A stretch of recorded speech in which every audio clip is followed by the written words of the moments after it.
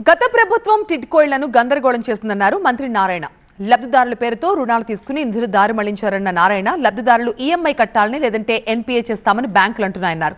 102 కోట్లు కడితే టిడ్కో లబ్ధిదారులు ఎన్పీఏ నుంచి బయటపడతారన్నారు.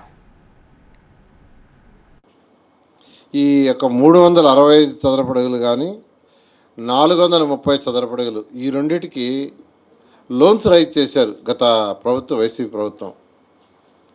లోన్స్ రైజ్ చేసి ఆ ఇళ్ళు కట్టకుండా, అంటే ఎవరి పేరుతో అయితే లోన్స్ రైజ్ చేశారో వాళ్ళ మీద ఇల్లు కట్టకుండా ఆ డబ్బులను డైవర్ట్ చేసేసి వాళ్ళ మీద ఇప్పుడు బ్యాంక్ వాళ్ళు ఇన్స్టాల్మెంట్ కట్టమంటున్నారు. 102 కోట్లు కడితే ఎన్పిఏ నుంచి బయటపడతాం. ఈరోజు ముఖ్యమంత్రి గారు ఆ 102 కోట్లు కట్టేదానికి యాక్చువల్గా పర్మిషన్ ఇచ్చారు. జూన్ 12వ తేదీ లోపల మ్యాక్సిమం హౌసెస్ ఎన్ని కంప్లీట్ చేయగలిగారో అన్ని కంప్లీట్ చేయమని చెప్పడం జరిగింది. అది కూడా స్పెసిఫిక్గా కాళ్ళల్లో భారం, వాపు లేదా అల్సర్తో బాధపడుతున్నారా? ఇవి వెరికోస్ వెయిన్స్ లక్షణాలే. భారతదేశంలో number 1 varicose veins hospital Avis ను సంప్రదించండి. ఇప్పుడే మీ అపాయింట్మెంట్ ను బుక్ చేసుకోండి.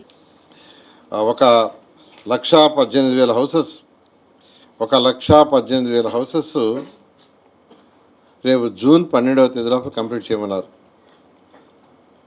జూన్ 12 తేదీలో, అంటే జూన్ 12కి 1 year అవుతుంది.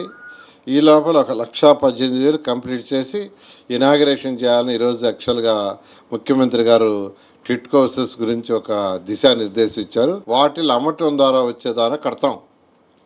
ఈ యొక్క విలువ పెరిగిన తర్వాత వీటితో కడతాం. ప్రజల మీద భారం వేయటం లేదు. ముఖ్యమంత్రి గారు ఒకటి చెప్పారు, ప్రజల మీద ఒక్క పైసా భారం లేకుండా అమరావతి రాజధాని కట్టాలా మీరని. కొందరు రకరకాలుగా చెప్తున్నారు. ఈ రాష్ట్రంలోని 26 జిల్లాలను ఈక్వల్గా డెవలప్ చేయాలని ముఖ్యమంత్రి గారు